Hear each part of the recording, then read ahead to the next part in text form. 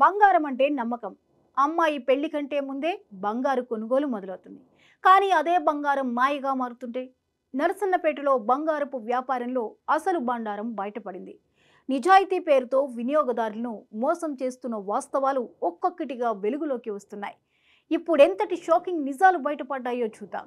నరసన్నపేట మారుతినగర్లో GNR gold and diamond jewellery షాప్లో BIS bureau of Indian standards అధికారులు అకస్మాత్తుగా దాడులు చేశారు. షాపులో 1072 గ్రాముల హాల్ మార్క్ లేని ఆభరణాలు విక్రయానికి సిద్ధంగా ఉన్నట్లు వారు గుర్తించారు.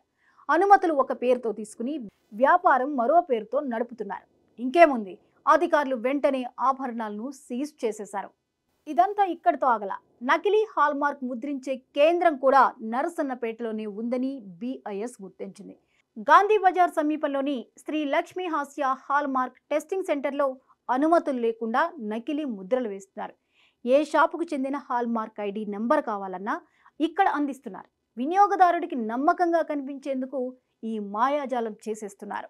బంగారానికి నాణ్యత హామీగా కేంద్ర ప్రభుత్వం హాల్మార్క్తో పాటు హెచ్యుఐడి ఇవ్వడం తప్పనిసరి. ఇది ఒక్కో షాపుకు ప్రత్యేకంగా జారీ అవుతుంది. కానీ నరసన్నపేట కేసులో అదే హెచ్యుఐడిను మళ్లీ ముద్రిస్తూ హాల్మార్క్స్ వాడడం శాసనం విరుద్ధం. అసలైన నాణ్యత నకిలీ మధ్య తేడా తెలుసుకోవడం చాలా అవసరం. జిఎన్ఆర్ షాపు యజమానిపై బిఐఎస్ అధికారులు వెంటనే చర్యలు తీసుకున్నారు.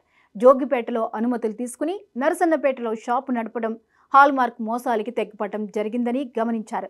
అన్నింటినీ కేసుల్ని నమోదు చేశారు. ఆభరణాలు సీజ్ చేశారు. నోటీసులు జారీ చేశారు. అలాగే పోలీసులకు కూడా ఫిర్యాదు చేశారు.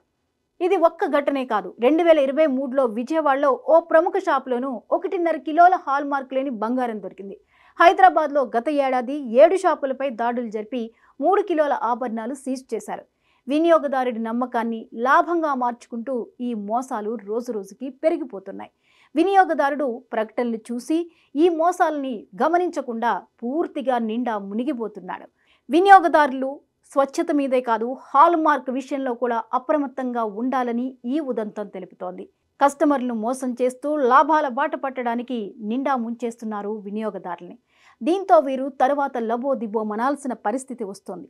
బంగారం అంటేనే ఒక నమ్మకం. బంగారం ఒక పెట్టుబడి లాంటిది. అది ఎప్పటికైనా మనల్ని ఆదుకుంటుంది అనే నమ్మకంతో ఉన్నంతలో ప్రతి ఒక్కరూ బంగారం కొనడానికి ముందుకు వెళ్తారు.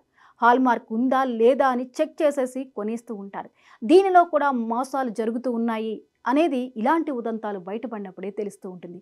సో మీరు బంగారం కొనుగోలు చేసేటప్పుడు మీరు వెళ్తున్న షాపులో హాల్మార్క్ విషయం దగ్గర నుంచి ప్రతి విషయాన్ని క్షుణ్ణంగా తెలుసుకుని వినియోగదారులు కొనుక్కోవడం ఎంతైనా అవసరం. లేకపోతే ఇలాంటి మోసాల బారిన పడి నిండా మునిగిపోయే పరిస్థితి వస్తుంది.